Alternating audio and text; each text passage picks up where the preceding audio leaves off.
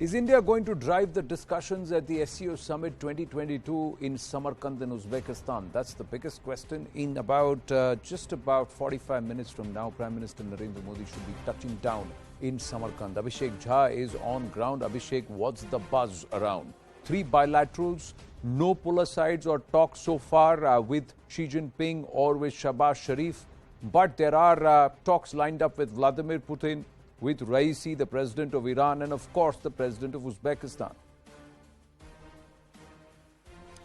Of course, these two meetings are the much awaited and much anticipated for meeting with the Pakistan Prime Minister Shahbaz Sharif and meeting with President Xi Jinping. One meeting which is also very important is with Russian President. Russian side has confirmed this meeting officially that President Putin will be having a bilateral talk with Prime Minister Modi. That will be tomorrow, second half. Most of Prime Minister's engagement starts from tomorrow morning because he's reaching in about almost within half an hour, and after that there is no official engagement of Prime Minister Modi tonight. From tomorrow morning he'll be attending a plenary session that will be a restricted door conversation among the SCO member countries, followed by an open session where the observer countries, guest countries and dialogue partners will also be present. That will be followed by those bilaterals, and so far there has not been any official announcement of pull aside, but let me tell you that there is always the possibilities of these pull aside meeting during such multilateral dialogues. Is there a possibility that Xi Jinping, Shahbaz Sharif and the PM will come face to face? There will be a photo op, or has that also been carefully curated so far so that they don't have to be together or standing next to each other? Or that is a dynamic situation and nobody has any control over it? So Anand, there are two at least engagements today which was multilateral in nature. One was boat ride of various leaders, which we believe that Prime Minister has given a skip. There is another event which is scheduled for today, was a group banquet, which is again Prime Minister Modi is probably not going to attend. Tomorrow we'll have to see how many those meetings where all the leaders, including Xi Jinping and Pakistan Prime Minister Shahbaz Sharif, will be under one roof. Prime Minister Modi will be attending, and we can also hope that in the context that Prime Minister had expressed some condolences to the flood-ravaged Pakistani Prime Minister. He has expressed his condolences from the side of India. We can assume that there could be some exchange of pleasantries between the two Prime Ministers, where Prime Minister may express his sincere pain and grief he can share with the Pakistan counterpart. Well, you don't seem to be too far away from the India conclave. Looks quite beautiful right behind you. So have a good evening. It's going to be a very, very busy day going forward for you, Abhishek. Thank you for your inputs.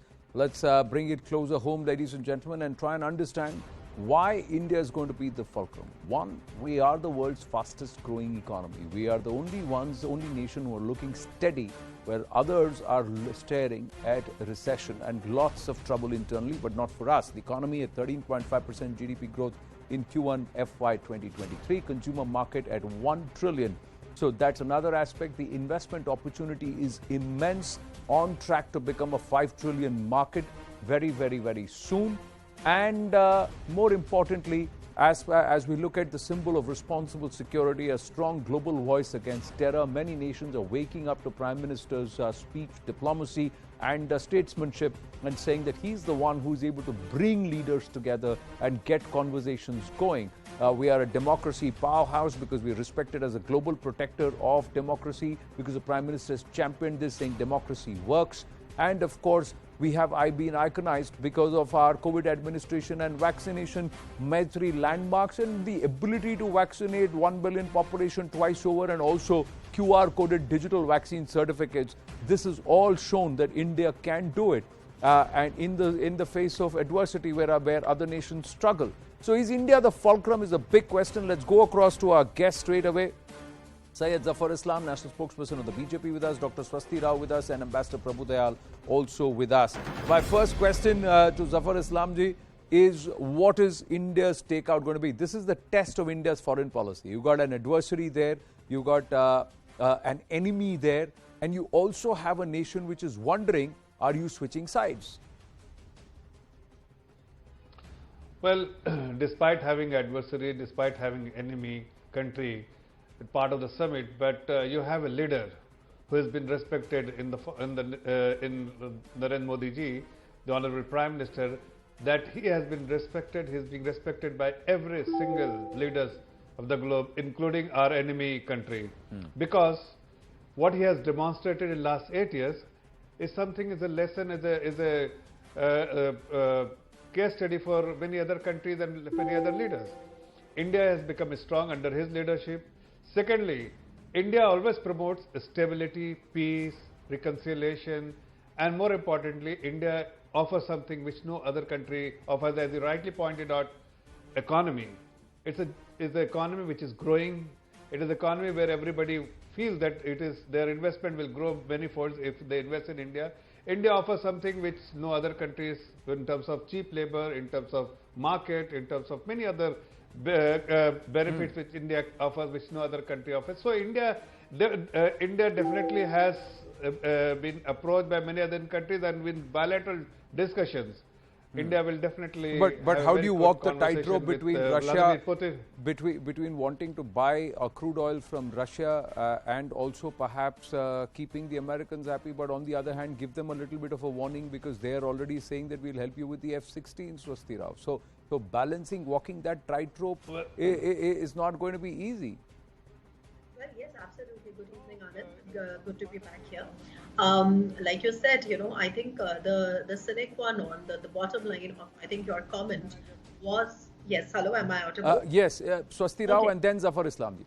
Yeah, fine. So I'm saying that I think the sine qua non, the bottom line of what you wanted to say was perhaps impinging upon the act of balancing, right? So we need to keep in mind, you see, Anand, there are so many multilaterals, that are happening right now. And, it's like it's just become the order of the day.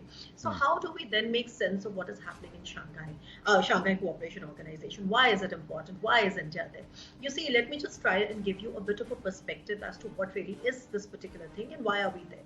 You see, we are under no illusion that Shanghai Cooperation Organization or the kind of members that are there are in any way, India's strategic partners. I mean, if you look at China, look at Pakistan, it's just full of contradictions. But I'll tell you, India's engagement at the SCO is three-pronged. Basically, it is three issues that take us there.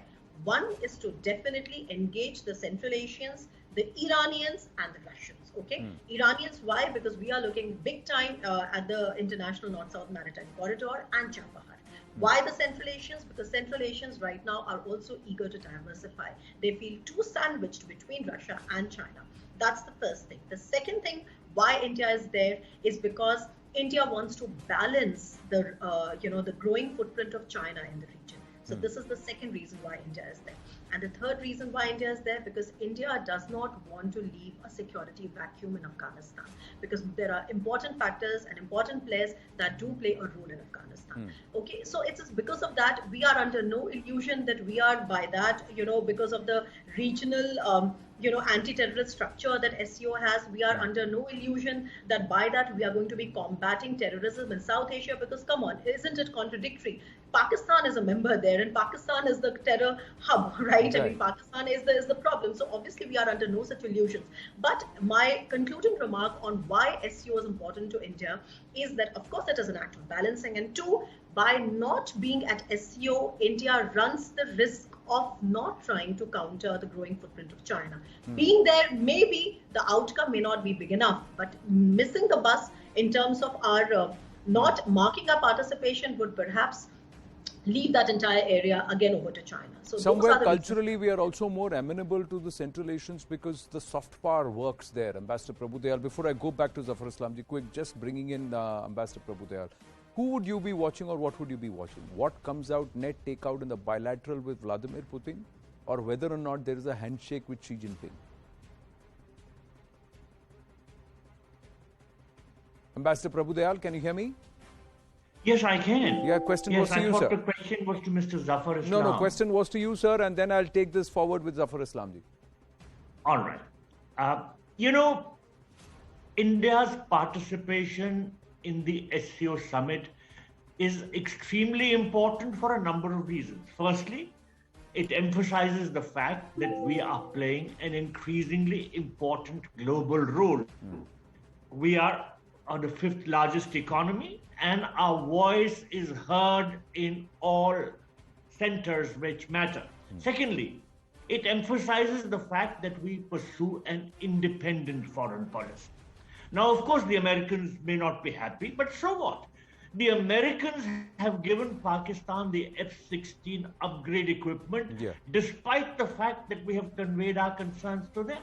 Great. So we pursue an independent foreign policy which suits our own interests. Now, what are our interests vis-a-vis the SCO? Firstly, we do not want it to be driven by China and Pakistan to pursue their agendas. Our participation is important to neutralize things in this regard. Secondly, if there are concerns about Russia being a participant there, so what? We have time-tested and well-established relations with Russia. And if the Europeans could be buying energy from them, so what? We can also be buying. Thirdly, as was mentioned by some earlier panelists, with Iran, we have historical ties. I have served in Iran for 3 years, and I know that there is a lot of goodwill in that country for India. Now, we should even consider buying not just from Russia our oil needs, but even look at the Iranian option, because everyone is pursuing a policy to meet their own interests first. Right. And as Dr. Swasti Rao mentioned, the Central Asian countries are very important. Let me also remind you that Kazakhstan is a major oil producer, and Turkmenistan is the fifth largest producer of natural gas in the world. So by engaging with the member countries of the SCO, we would be serving our interests, we would be able to actively pursue our foreign policy, and if some countries don't like it, so be it. But this route to Kazakhstan, Turkmenistan will all go via Chinese and Pakistani occupied territories, and that's going to present the biggest challenge because historical blunders will come back to haunt us. But Zafar Islam, what are you looking at? 2 big 3 takeaways that India should actually look for, and you would come back and talk post this summit and once the Prime Minister comes back. Well, Anand, first of all, you have to understand last 8 years, India has emerged as a very strong country because of the policy we have adopted, foreign policy we have followed. And I agree with our former diplomat, Mr. Dayal. He was spot on when he narrated exactly what is the dynamics of SCO and what India is aspiring to achieve in this from this summit. But having said that, one thing is very clear, and that is what we have demonstrated under the leadership of the Honorable Prime Minister, that we will always safeguard our interests, we will always prioritize our interests, and we will never compromise with our interests. That is something which time and again we have demonstrated. We know exactly what we need to achieve from this summit, and we will eventually achieve because we have certain interests, and we know that there are member countries with whom we have a scheduled bilateral discussion, like Ibrahim Raisi of Iran, and for that matter the President of Kazakhstan. But we know exactly what the conversation will take place in that meeting, and what we need to achieve out of this, and what should be the outcome of the conversation and the dialogue between the two leaders. And we are confident if Xi Jinping comes across and tries to get the Prime Minister's attention at that photo op, when it will happen at the summit, there will be a time. What will be India's reaction? How should if a Shehbaz Sharif walks out of the way to meet the Prime Minister to score that point ahead of the FATF on-site? See, these are the issues. These are things which will happen.